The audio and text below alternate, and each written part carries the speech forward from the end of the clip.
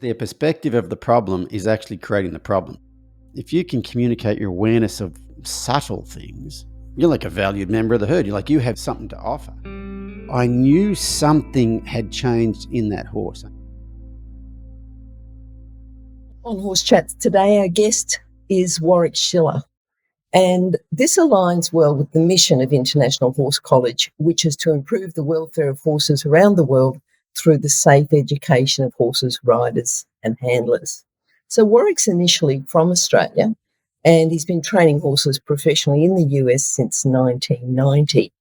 Initially, his passion was reining, but that passion led to representing Australia twice in the World Equestrian Games in 2010, 2018. But Warwick's always been a student of horse learning, as much as he can from different sources, different disciplines. A number of years ago, he encountered a horse that was not helped by the methods he was currently using at the time. And I'd like to talk to him a bit more about that within our chat. Anyway, this led him to a deep dive into methods that were outside the norms of current mainstream training. And he was looking more at the connection and relationship-based concepts. Anyway, along the way, Warwick discovered not only a passion for teaching, but also that explaining things to people in a way they could understand, and that came naturally to him. His horse training journey and his own journey into healing, self-development and personal growth have run parallel to each other. Warwick Schiller focuses on relationship-based training. So he talks about relationship before horsemanship, and it's about helping the horse to regulate their nervous system through connection before working on shaping their behaviours. So Warwick, welcome to Horse Chats. Hey, thanks for having me. Before we really get started, we often ask people, something you might say often, say to yourself, and it could be your favourite quote. Now, I understand that you use a quote a bit from Wayne Dyer in the US. Can you tell us a little bit about that quote and, how you interpret it? Well, the quote is, when you change the way you look at things, the things you look at change. And the way I interpret that, you are basically the creator of your own reality, really. How you interact with the world determines how the world is reflected back to you, whether you're interacting with a horse or interacting with another person or, that saying covers a lot of ground, but once you experience that and realize that, everything's kind of a reflection of how you see it, I think for me, it's a game changer. It's like you said, it's my favorite quote because it's such a game changer. So you're moving to the US. Was that because you're over there representing Australia and then moved to the US or something else? How did that work out? No, I came to the US in 1990. So I was working for the Commonwealth Bank at the time. Yep. And, interesting. I grew up riding in pony club, whatever, but we got into showing quarter horses. And the one event that I thought was super cool was the reining. And it was starting to, develop a lot more finesse, in the late 80s sort of thing, but not so much in Australia. But we saw, old VHS tapes and pictures from magazines and stuff. And I was interested in just learning a bit more about it, just so I could train my own horses, And so at the time in the bank, you could take what they call a year's leave without pay. So they give you a year off and you're guaranteed a job when you come back somewhere in the bank, And so I came to America for a year and worked for a Hall of Fame cow horse trainer. And the day I was leaving, we shook hands on his veranda and he said, if you want to come back, I'll give you a job. He said, you could do this for a living if you wanted to. And I'd never, I was never one that had a lot of self-confidence or a lot of self-belief. And I certainly wasn't going to tell myself, you could be a horse trainer. But when he told me that, when he said, you could do this for a living if you wanted to, I thought, wow. And then my wife of 30 years now, Robin, I'd met her in that year and I'd chased her all year and she ran like a scalded cat. And anyway, when I moved back to Australia, she missed me chasing her, I guess. And so there was the job offer and there was also, Robin was a bit more interested. Now I wasn't so handy. Yeah, that's interesting. So you went back to the US and pretty much stayed there since then? Yeah, we moved back to Australia in end of 2006. We were there for 4 years till the end of 2010. And the first World Equestrian Games that I was in was during that time. And then, but we moved back 3 or 4 months after that World Equestrian Games. All right. So earlier I talked about a horse that your normal training methods didn't work with. Can you tell us a bit about that? Yeah, so he was a reining horse that my wife bought probably in 2000. 15 or 16, something like that. She had a kind of a limited budget, and there was a couple of different horses she was looking at. One was a, kind of a big old steady Eddie gelding, but one was this little athletic, like Olympic gymnast type of gelding. Could do some amazing stuff, but they really couldn't.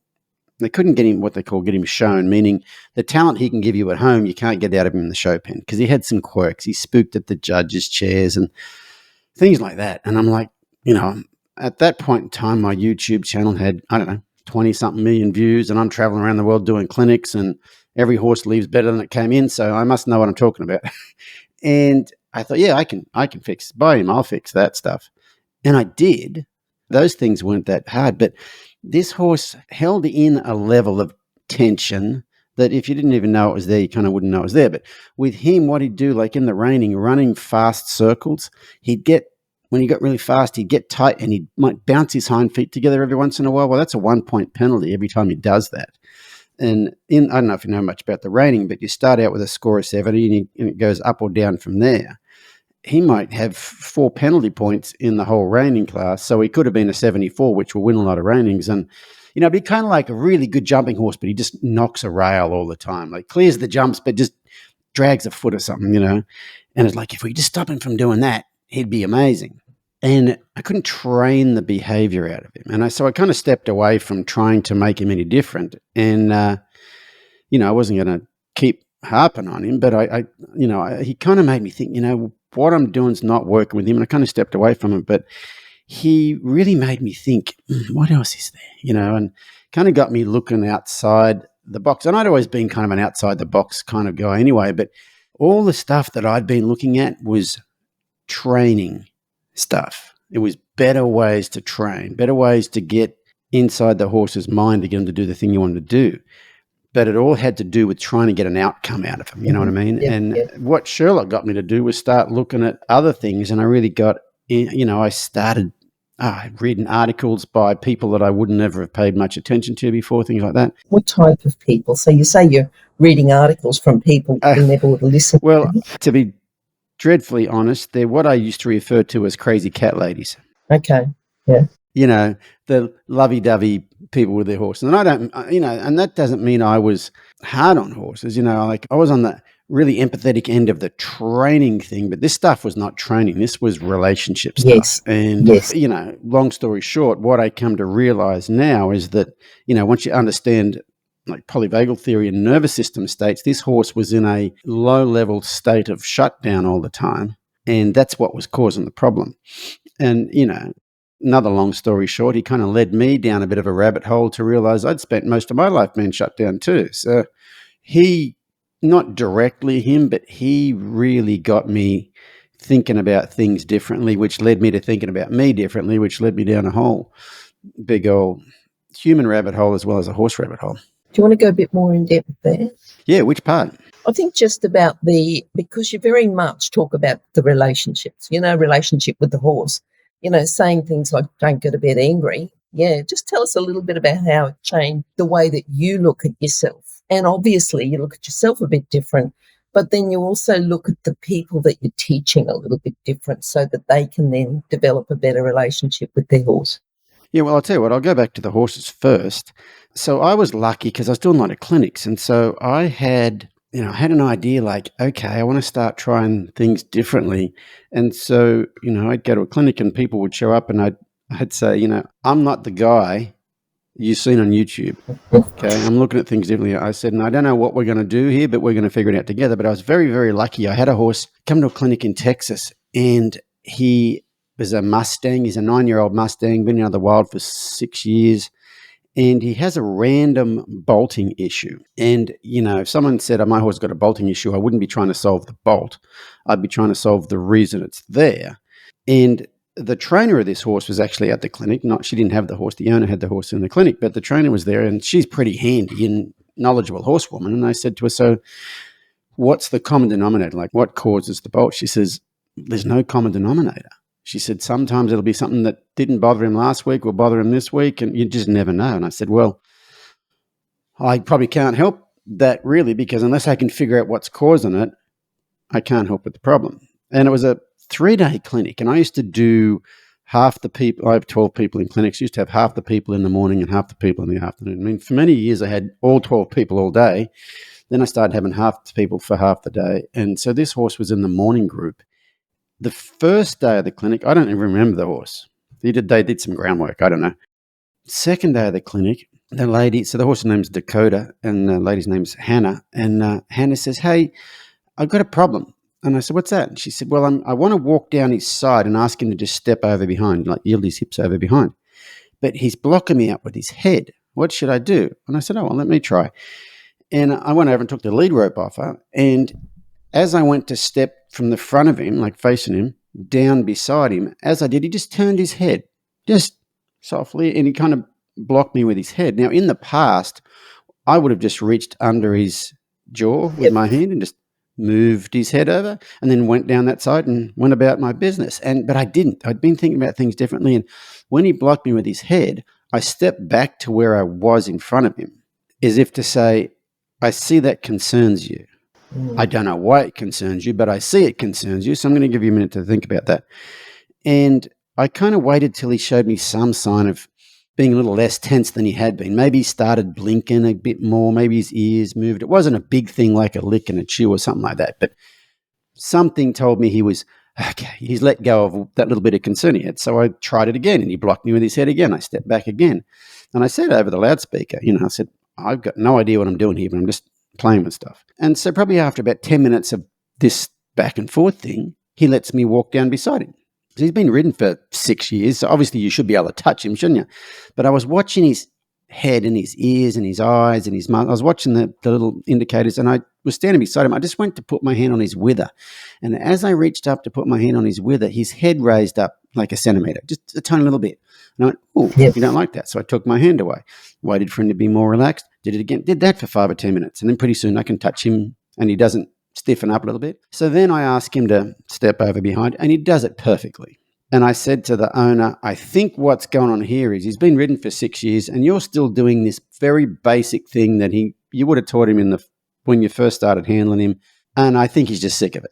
And I'm going to prove it to you. What I'm going to do, I'm going to walk back to the front of him. And if he lets me come down the side, I'm going to ask him to disengage again. And then I'm going to go back to the front. And if he lets me, I'm going to get inside and I'm going to do it. And after about 3 or 4 times, he's going to start blocking me out again because he's sick of it." And so I went back to the front, walked down. He lets me walk down the side, ask him to step over behind, which he does perfectly. So I go back to the front and I do that like 10 or 12 times. And he just keeps letting me do it. Okay. And I'm like, okay, well, that theory's blown out of the water. I thought he was sick. So that's not why he was blocking you out. Why he was blocking you out, I got no idea, but he's not doing it now. And so I hand the lead rope back to her. And she said, "What do you want me to do?" And I said, "Oh, just hang out with him, So I started helping somebody else. And about 10 minutes later, I hear this collective gasp from the crowd, like, and this horse has buckled at the knees, dropped down to his belly, and his head's perpendicular to the ground, and he's snoring little dust clouds in the dirt. Then he has a roll, gets up, has a big shake, and then boom, down he goes like he's been shot. And I said to Hannah, "Is that normal?" Because, as you know, if it's normal, it's not a big deal. And she said, "I've seen him lay down once in 6 years." And I'm like, okay, that's not normal. Anyway, he lay flat on his side and he slept till lunchtime. He probably slept from 10 o'clock till lunchtime. We had to actually wake him up to get him out of the arena to get the second group in. So the third morning of the clinic, she brings him in just with a halter and lead rope. And she said, "What do you want me to do with him?" And I said, "Just hang out with him. Let's just see what happens." About 20 minutes later, boom, down he goes again, lays completely flat on his side and sleeps for 4 hours. Slept the whole morning session. The microphone's going, there's horses riding around him. He just unconscious. Now this horse, she's seen him lay down once in 6 years and he slept for 4 hours in a clinic setting. And so I knew something had changed in that horse. I knew something happened. I didn't know what happened and I didn't know why it happened and I almost didn't know what I did to cause it to happen. But anyway, I came home and I'm like, I got on the internet and started looking up horses and sleep. And, we all know horses can sleep standing up or laying down. But what I didn't know at the time was that horses need to lay flat, need to lay prone to get deep sleep, deep REM sleep, that restorative sleep. And we don't know about horses, but with humans, if you don't get enough REM sleep, you're either irritable or anxious. What might cause a horse to randomly bolt for no apparent reason? Underlying anxiety. Anyway, that was 6 years ago, and he just passed away a couple of months ago. But from that clinic until he passed away, he'd never bolted again. Wow. And then I got really investigating, like, okay, so why did that happen? And then I got to realize, well, in order for a horse to lay flat, he's got to feel safe. Yes. And I gave him a feeling of safety because I communicated my awareness of little things, and that was my first really experiment with relationship. And after that, I wonder how much I can accomplish with a horse by just communicating my awareness of things. I have a podcast we'll probably talk about later, but I had a lady on the podcast and she talked about giving versus trading. Trading is, I'll do this so you do that. And she says that the magic is in giving. And for me, I realized, I was giving that horse, I was communicating my awareness of things to him, but I wasn't doing it so he would make a change. It was pretty pure. It wasn't, I'll do this so you do that. If I do this, you'll lay down and have a sleep and everybody will think I'm wonderful. You know what I mean? And so then after that, I was lucky. I was doing lots of clinics pre-COVID. And so I got to experiment with lots and lots of horses and started to see these similarities in horses. And that really got me into looking into like nervous system states. And that got me into polyvagal theory. And I stayed away from polyvagal theory for quite a while because who wants to go with a theory? I want the facts. You know what I mean? And so I had a lot of people say, you should read about polyvagal theory. And I didn't like the term theory. But then when I read about it, I'm like, that's why what I've been doing is working. And it really made a lot of sense. So that was the start of that. And so I presented a lot of horse expos here in the US. And most of them, I'm working with a horse, but sometimes they'll have you like do a stand-up in like a lecture hall sort of thing. And they always want your topic like 6 months ahead of time. And so I just have this basic one that I call Everything in Life I Learned from Horses. That's the title of my talk. And then I can talk about anything, And so it was sometime after that, not very long, a couple of months after that, maybe a month or so after that, I was at a big horse expo in the east coast of America, and there's a room full of like 200 people, and I started talking about stuff, and I admitted some stuff to 200 strangers that I may have never told anybody before in my life. Anyway, so I got done with that, and I was walking back to my booth, and I walked past the booth of this lady named Barbara Schulte. So Barbara Schulte, she's in the Cowgirl Hall of Fame. She was a big-time cutting trainer, but she's a really big mental coach these days. And I'd only just met her that day, known of her for years. She's famous, And so she said, hey, how'd your talk go? I said, oh, Barb, I'm exhausted. I feel like I've been run over by a truck. And she said, why is that? And I said, I just told a room full of 200 people some stuff that I probably never told anybody.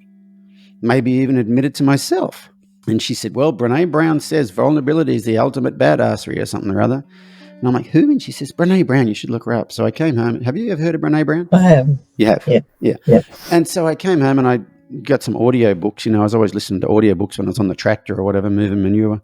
And in this audio book, she said, you cannot selectively suppress emotions. If you suppress the lower emotions, you automatically suppress the higher emotions. And as a boy growing up in rural Australia, you don't show fear and you don't cry, whatever, And I thought,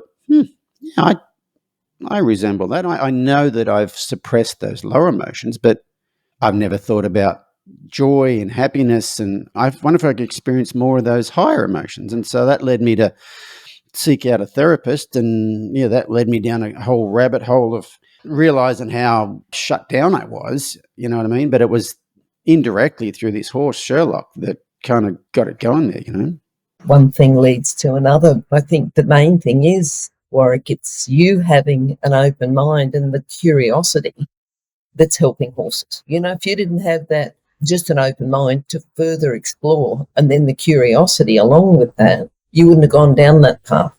Yeah, Mum, I didn't talk till I was 2, and then Mum said I wouldn't shut up, but my favourite word was why.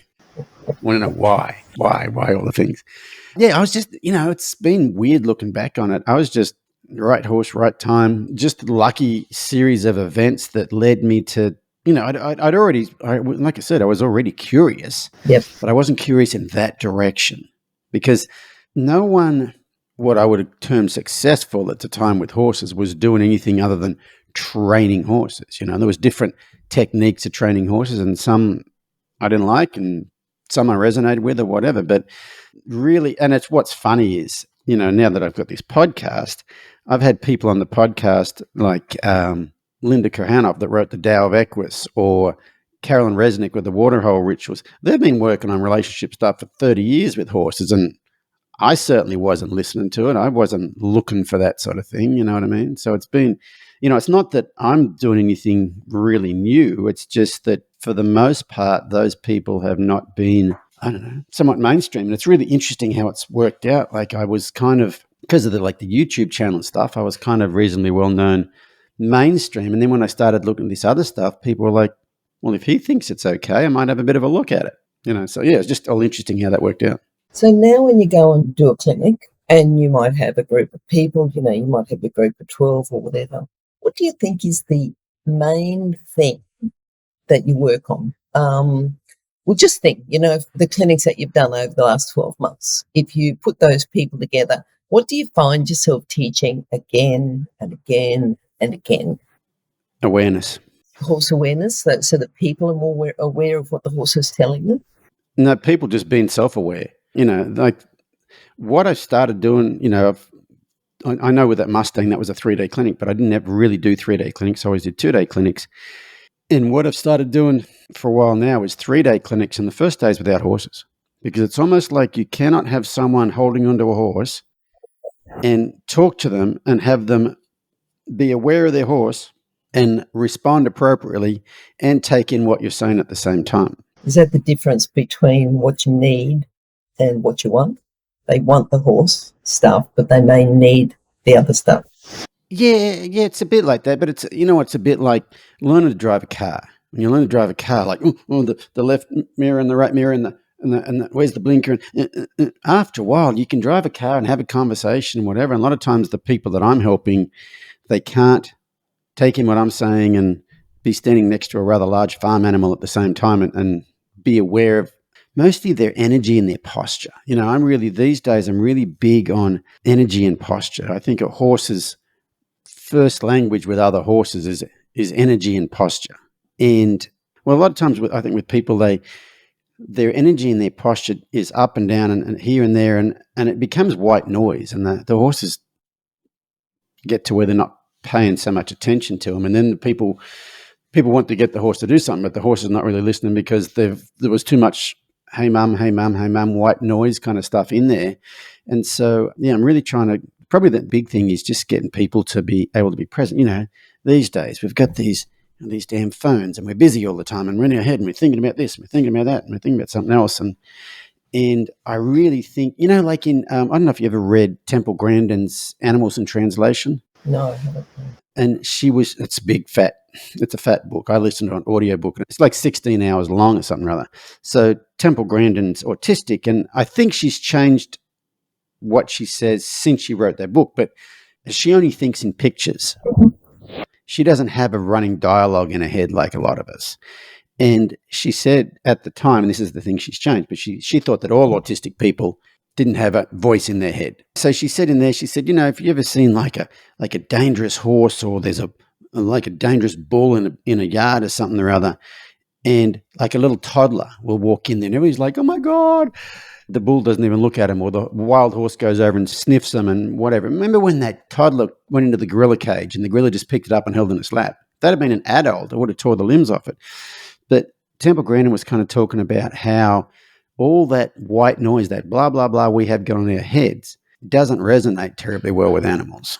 You know what I mean? So I think the more you can be real present, not have all that going on, all the what ifs and the anxiety about things in the past or the worried about things in the future sort of thing. I think that's a big part of what I'm helping a lot of people with at these clinics these days. At Equitana, what are you going to teach people?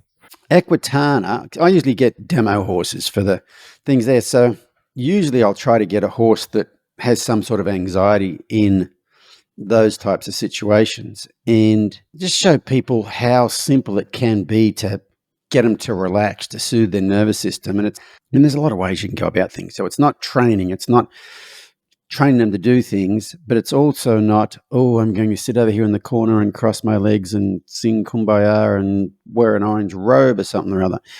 there's just a lot of little things you can do to communicate your awareness of their awareness, basically, that really seems to soothe their nervous system. Basically, like if you think you take a horse out of a paddock with other horses in it, sometimes people who do this, put a halter and lead rope on them and they lead them 10 feet away from the gate, and pretty soon that horse is running around screaming his head off, wanting to go back to his friends. He's basically in the same environment, but he wants to go. I always say this to people. He wants to go back to his friends. And why does he want to go back to his friends? And they go, well, he feels safe with his friends. I go, yeah, but why?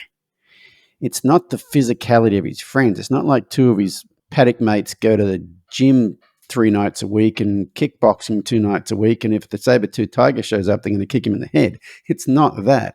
It's the group awareness. Like if you're a runner, if you're an animal that survives on running away, the earlier you can detect danger, the better.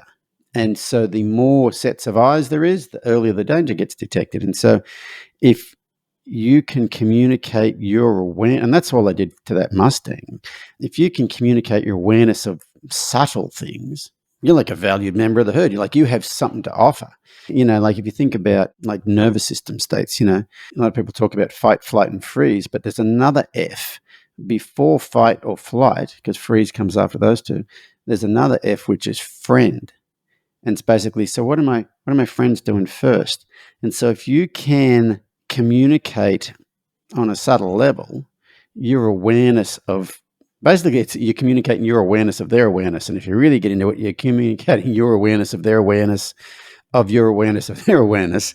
It's just amazing how different they act. And, a lot of the behaviors they start out with, a lot of people would think they would have to train that behavior out of them or something or other, but that's just a sign of a dysregulated nervous system. I really got into nervous system stuff these days. And if you think about, I had to do an article for Horse Deals here a couple of years ago, and it was about what we're doing with our foals, actually.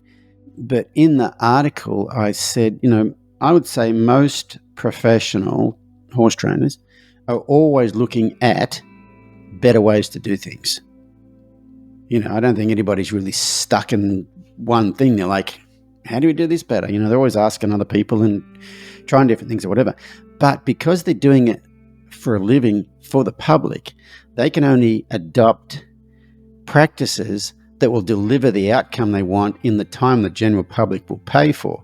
And a lot of this hanging out with your horse, not doing a whole lot, no one's going to pay anybody to do that.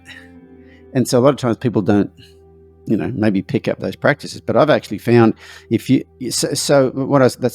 what the article is basically saying is the people who educate the public usually are professionals. That's how it started, sorry. People that educate the public on horse training techniques and stuff are professionals, and they can only adopt things that the public will pay for. I said, I don't train horses for the public anymore, and so I do things differently. And I think most people reading this article don't train horses for the public. You got your own horse at home. And I said, that's the whole relationship before horsemanship thing. A lot of training techniques, how to solve problems with horses, are techniques on how to deal with a horse with a dysregulated nervous system. What I found is if you can get their nervous system regulated, you can throw half that stuff out the window. It's amazing how many less problems there are when you work on this stuff. It still boggles my mind all the time, like at clinics, like, wow, I wouldn't have handled it that way a number of years ago. But it's not just about relationship. I wrote a book called The Principles of Training. One of the principles of training is relationship before horsemanship. So developing the relationship first, but there's still training as well. The relationship thing only works, people go, oh, my horse is great. I only do relationship stuff like, how's your left to right flying lead change? Oh, well, we can't do any of that stuff. But I have found that relationship stuff makes the training so much easier. Tell us a bit more about your book. So the book's called The Principles of Training. And, I've got one of those minds that kind of categorizes things and whatever. And over the years, training horses, watching other trainers, going to clinics, asking questions, reading articles, presenting at horse expos where you see lots of people from other disciplines, I started to look at things and realize, what? Everybody's kind of saying, the things they talk about fall into these broad categories. I started doing it at clinics first. Like I would try to get people to understand that, that horse over there that was way too fast and this one over here that's way too slow. If you think about how we got both of those better, forget the technique, but the reason behind what we did the principle behind it. So I started kind of doing, and I like to point that out to people, because what I found doing clinics was I would meet people who had really good instruction, had instruction from really good teachers and stuff. But if the teacher wasn't there telling them what to do, they couldn't join the dots, because they were just told what to do, not what to do, why you're doing it, what the horse thinks of it, and mostly why you would do that particular thing in that particular place or time or whatever, And so, over the years, I just started kind of giving these principles names at clinics, And then I had, it was an American TV company or whatever, contacted me about doing a TV show thing. It was called Farm and Ranch TV, I think it was called, was the channel. And it was on the pay TV over here, And so I thought, I'm going to do it on the principles of training. So I did a season of that. And then Horse and Country TV in the UK asked me, could they use it? And so then they had the first season. So I did a second season. I actually did a third season. And then I thought, I had to turn this into a book. And the book took me 4 years to write, mostly because it was like peak hour traffic where 4 lanes goes into one. I do a clinic, I talk for 10 or 11 hours a day. This stuff just comes out of me. But when you sit down and I'm a 2-finger pecker on the keyboard, there'd be a backlog and it'd get stuck. And I was, it's funny. If you had a stenographer at a clinic, I could have wrote the book in a day. You know what I mean? But me sitting down trying to write it, and I got really stuck. And then I had a podcast guest tell me about a book called The War of Art by a guy named Stephen Pressfield. And he's a writer, and it's about the internal war of creating art, of any artistic endeavor, but he's a writer. And he was talking about the resistance. And you get to where you have this resistance. And I realized that I had the resistance, but what it made me realize, it's not just me. Everybody has it. And so I kind of relaxed about having the resistance, and then the rest of the book just came out of me. It was so interesting that I didn't realize that I was kind of beating myself up for being stuck, because I didn't know that everybody gets stuck when you're writing a book. And I was beating myself up for being stuck. And when I realized, it's perfectly normal, then I just relaxed into it and stopped beating myself up. And then the rest of the book came out relatively easy. So, it wasn't hard to write because I know it, but I just, it was really interesting learning about that resistance thing. I think you did really well with it on Amazon. It was a top-rated equine book of the year. It was something like that. It was number one in a couple of horsey categories for quite a while. I don't know what it is now. I don't really go in there and look at it, but it did quite well on Amazon. And we sell copies from here. And the Amazon, anybody in America, it's easier from here. But in other countries, if you try to buy it through our website, the postage is astronomical. Whereas Amazon in Australia, it's, I don't know, $3 to post it or something. So. All right. Now, you podcast, you talk about a lot of things beside, people are going to think, wow, great, I'm going to go to Warwick's podcast and he'll talk all about horses. But you talk about a lot of other things as well. Podcast is not about horses. Tell us about the podcast and what your aim is there. Well, the podcast is my wife's idea. She said, you should do a podcast. And she used to listen to this radio show in America called Dr. Laura. And so she's a psychologist or something, rather than people would ring her up with all these problems. She said, you should do like a Dr. Laura kind of call-in show where people ring up and, you talk to them and they tell you their horse problems and you help them through that. And I said, well, I could, but most times when I'm trying to help someone with a horse problem these days, first I've got to change their perspective about why it's happening, because their perspective of the problem is actually creating the problem usually, So the first episode I did was called Changes.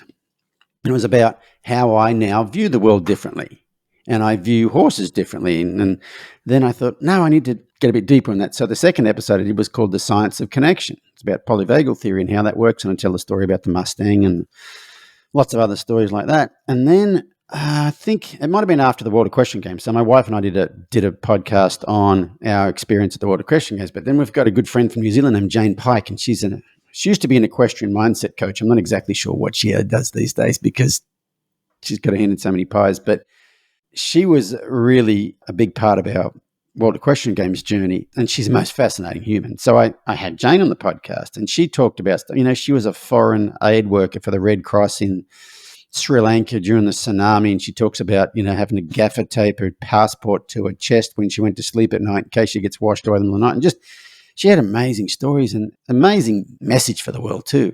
And after I had that chat with Jane, I'm like, I know enough people with really cool stories like that. That's what I want to do. I want to have people. What it's basically turned into is I have guests on the podcast who now view the world differently than the way we were culturally and societally indoctrinated growing up. You know what I mean? And I basically unraveled. So how did you go from going to Catholic school to whatever it is you're doing now? What were the ups and downs along the way? And what was because what I'm really excited about doing these days, and I do it with the horses too, is if you can bust someone's truth, like they've got a long-held belief they've had all their life, and you can get them to see it differently, and to where it's like, oh, that's completely differently than I've thought about it that all my life, and that makes a lot more sense. Then you kind of leave them open to, well, I wonder what other parts of my life I could look at differently. And like at the clinics, the horses will do that kind of transformation. A lot of times people have these big problems with horses, and when you have them approach the situation differently, the horse is completely different, and the people's minds are kind of blown, like, but he's been doing that for 5 years and now he's not, and so that's really what I like doing with the podcast. And I've had so many interesting people on there. For instance, I had a lady on there. She was a psychiatrist. Grew up in South Carolina, went to uni, got all the degrees, did all the postdoc stuff. She's a practicing psychiatrist. She's probably in her late 20s by this point in time, maybe early 30s. And then one day she's in her office with a client, and then she hears this voice in her head that says, I'm the dead grandmother of the person there, and I want you to give them a message for me. And so now she's a shaman who sits with a lineage of shamans in Mongolia. And people like that went from here to here, and how the hell did that happen? Sometimes people have had near-death experiences and experience other things that makes them question the nature of reality. And yeah, sometimes they're horse people, sometimes they're not. Initially, most of the people I had in there were horse related, but we didn't really talk so much about horses. It was about, it's called the Journey on Podcast, and it's about their journey to where you started from and how you view the world these days. And the feedback we get from most people about the podcast, if you want to quantify it into a couple of things, they either get validation or inspiration. So they get validated, like, I thought I was the only one who felt that way. And then, kind of like when I read Brene Brown's book, I thought I was in this. I used to tell my wife, this lady's been inside my head, but she's been inside your head too, and that's a different head than mine. So they get validation to where I thought I was the only one who felt like that. Or they get inspiration to where I could probably be doing a bit more in the world. Those are probably the two things I think most people get something out of the podcast. Yeah. I think our chat today has just been wonderful. I'm sure that people are going to enjoy this, and I'm sure they're going to have a different perspective on the world. Just those slight changes, and I think that's all it is. It's just like a little bit of an awakening about the importance of the connection. And, a few other ideas that you've brought in. Is there anything else that you think that I probably should have asked you and I haven't, or something we could have talked about that we haven't talked about?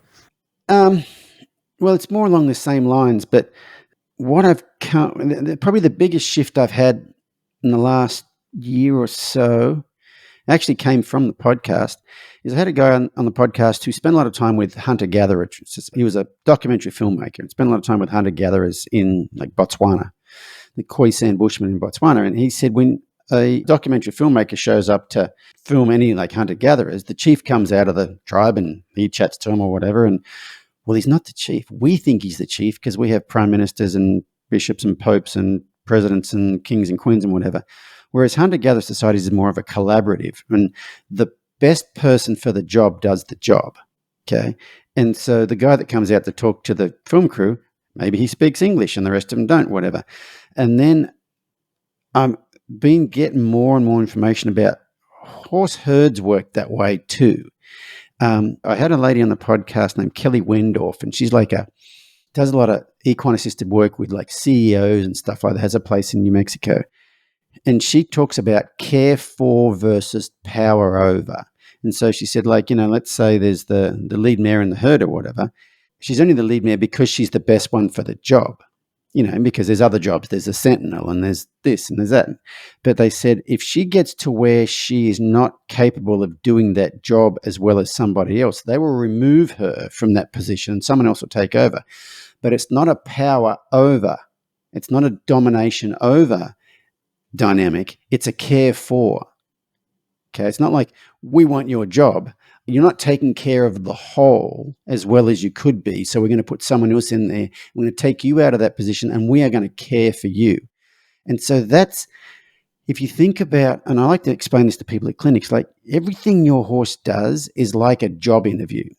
So someone was telling me a couple of years ago that they've studied lots of wild horses and they say if there's a lot of confrontation, two horses have a lot of confrontation, both horses are suited for a particular role in the herd and they're fighting over who's the best one for that role.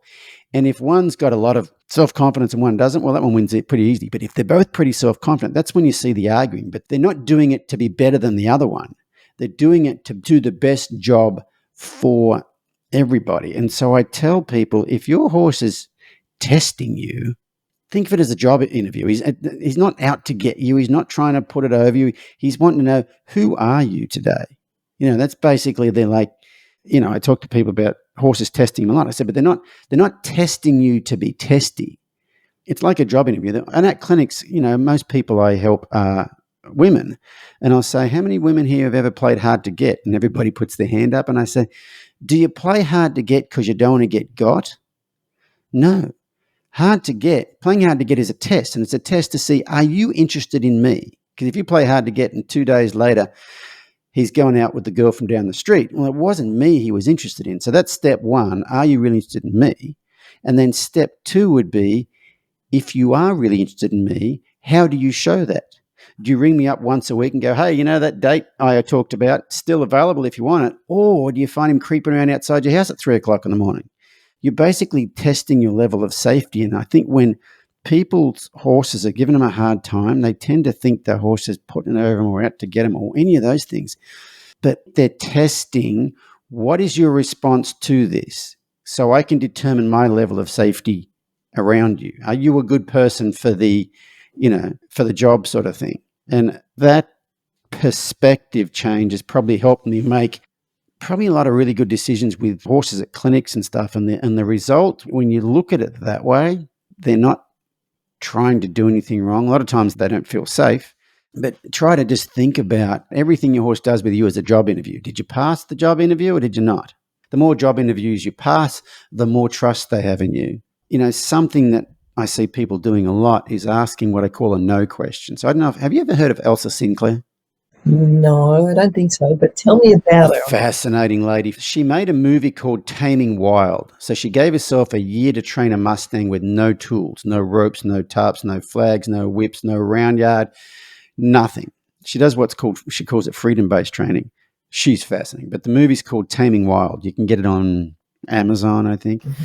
But she has this saying, good leaders only ask yes questions. And so I've stolen that from Elsa, but I always give her credit for it. But I'm always telling people at clinics, the more times you ask a no question, the more times you're basically telling them you don't read the room well. And I said, the more times you ask a no question, the less trust they have in you, because not only is it a no, but there's also a change in their perception of you. And people kind of look at me like, what do you mean? And I said, and because mostly they're women, I can use this analogy. I say, when you were younger, go on a date with some guy. First date, it was good. Yeah, good guy. He asked you on the second date, and you're like, sure. On the second date, you're in the restaurant. He gets down on one knee and pops open a box with a big ring in it and asks you to marry him. What do you say? And they say, well, I say no. And I said, yes, you said no, but is your perception of him the same as it was before he got down on one knee? Or now do you think, this guy, that's not a good question to ask yet? It would change your perception of him, wouldn't it? Okay, just the fact he asked the question. So I tell people, when you get a flat out no from your horse, not only is it a no, but you've changed their perception of you because you've just communicated that you were not aware that they're not ready for whatever that thing is yet. And by asking the question, you've just eroded their trust in you a little bit. And if you've asked a lot of no questions, you lose a lot of trust. But the more yes questions you ask, the more trust you get. So that's those probably two concepts there are something we didn't talk about that I'm really excited about sharing these days, because since I've started looking at things that way, it's really made a difference. Warwick, I'd love to get you back on at some time in the future, just catch up with you. And I'm sure as you keep exploring, you're going to make the world a better place for horses. And that's the main thing. I'm just following my curiosity.